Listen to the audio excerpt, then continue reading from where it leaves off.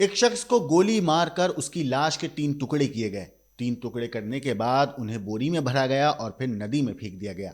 ये कहानी इतनी डराने वाली और हैवानियत से भरी है कि सुनकर ही रूह कांप जाए। दरअसल फैसल नाम का वो शख्स एक लड़की से फोन पर बात करता था। प्लानिंग के तहत ही उस लड़की से फोन पर फैसल की बात कराई जा रही थी।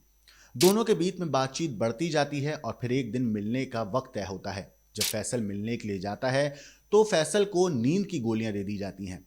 जब फैसल बेहोश हो गया तो उसे पहले गोली मारी गई और फिर उसके बाद हैवानियत से चूर उस कातिल ने फैसल की लाश के 3 टुकड़े किए, उन्हें बोरी में भरा और हिंडन नदी में फेंक दिया। नमस्कार दोस्तों, मेरा नाम है मोहम्मद आसिम और आप देख रहे हैं क्राइम तक। ये कहानी इतनी डराने वाली और पेचीदा है कि सुनकर ही समझ में नहीं आता कि कोई इंसान इतनी ज्यादा हैवानियत कैसे कर सकता है। और इस पूरे हत्याकांड का जो मास्टरमाइंड था वो था परवेज कुरैशी। परवेज कुरैशी ने ही प्लानिंग के तहत फैसल की मुलाकात या यूं कहूं कि फैसल की बातचीत एक लड़की से करानी शुरू करी थी। दोनों के बीच में एक विवाद था फैसल और परवेज के बीच में 3,000 रुपए को लेकर। दरअसल कुछ वक्त पहले फैसल ने परवेज से कुछ पैसे लिए थे। अब पैसे पूरी तरीके से लौटा दिए थे, सिर्फ 3,000 रुपए बचे थे और उन 3,000 रुपए को लेकर उन दोनों के बीच में विवाद हुआ था। विवाद इतना बड़ा था कि बात एक दूसरे की ईगो पर आ गई थी। बस इसके बाद परवेज कुरैशी ने एक प्लान बनाया। उसने उन 3,000 रुपए का बदला लेने के लिए और अपने साथ हुई जो उसके लड़ाई थी उस विवाद का बदला लेने के लिए एक महिला गैंगस्टर को 5 लाख रुपए की सुपारी दी। जी हां, एक महिला गैंगस्टर।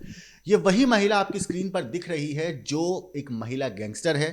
इस महिला का नाम है रिहाना और ये काफी लंबे वक्त से इसी केस में फरार चल रही थी।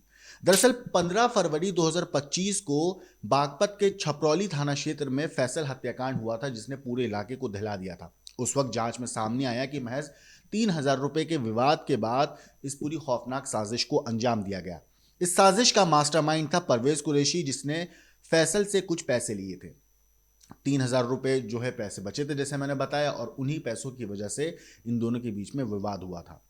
इसके बाद परवेज ने अपने दोस्त फैसल को मौत के घाट उतारने का प्लान बनाया। परवेज ने अपनी महिला मित्र शमा के जरिए फैसल को प्रेम जाल में फंसाया। दोनों के बीच में बातें करना शुरू हुआ, बातों का दौर शुरू हुआ, दोस्ती हुई और फिर उसके बाद शमा ने प्लानिंग के तहत परवेज को, माफ कीजिएगा, फैसल को मिलने के लिए बुलाया। जब फैसल मिलने के लिए पहुंचा तो वहां पर उसे नींद की गोलियां दी गई। जब वो बेहोश हो गया तो उसका गोली मारकर कत्ल किया, फिर लाश के टुकड़े कर दिए गए। अब इस पूरे मामले पर मैं आपको बता दूं, यूपी के बागपत में इस महिला को गिरफ्तार किया गया है। ये महिला गैंगस्टर है जिसको पुलिस ने गिरफ्तार किया है। इस दरअसल ये वो महिला है जिसने इस पूरे मामले में प्लानिंग करी थी। जांच में सामने आया है कि इस पूरे हत्याकांड में जो सुपारी की रकम तय की गई थी वो थी 5 लाख, जो शमा और अभिषेक को दिए गए थे। इस पूरे हत्याकांड में परवेज कुरैशी, शमा शावेज और दानिश, अभिषेक, सुनील त्यागी, इनाम और रिहान शामिल थे, जिनमें रिहाना, माफ कीजिएगा, और इनाम फरार थे, जबकि बाकी सभी को पुलिस ने गिरफ्तार कर लिया था।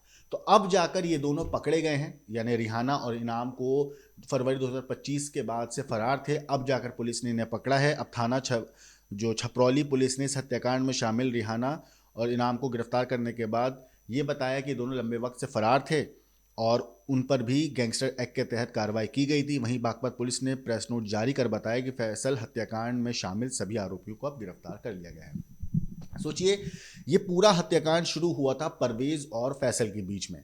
फैसल ने कुछ पैसे लिए थे और उसके बाद इन दोनों के बीच में 3,000 रुपए के लेन देन को लेकर लड़ाई झगड़ा हुआ। लड़ाई झगड़ा इतना बड़ा कि ये पूरी चीज़ परवेज कुरैशी ने अपनी ईगो पर ले ली क्योंकि विवाद बढ़ चुका था। जिसके बाद शमा के जरिए इस पूरी साजिश को अंजाम दिया गया। शमा को एक मेन पॉइंट बनाया गया जहां से फैसल की बातचीत शुरू हुई और उसके बाद शमा के जरिए ही फैसल को मिलने के लिए बुलाया।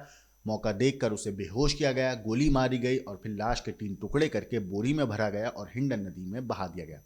अब 1 साल के बाद ये फरार दोनों लोग पकड़े गए हैं। अक्सर लोग भूल जाते हैं कि कानून जो है देर ही सही पकड़ जरूर लेता है, लेकिन ऐसे जो अपराधी होते हैं खुद को कुछ ज्यादा ही शातिर समझते हैं। और ये तो महिला गैंगस्टर है, इसके ऊपर पहले भी गैंगस्टर एक्ट में कार्रवाई हो चुकी है, लेकिन अब फिलहाल ये पुलिस की गिरफ्त में है, जेल की सलाखों के पीछे है और अपने किए हुए गुनाह की सजा काटने की तैयारी कर रही है।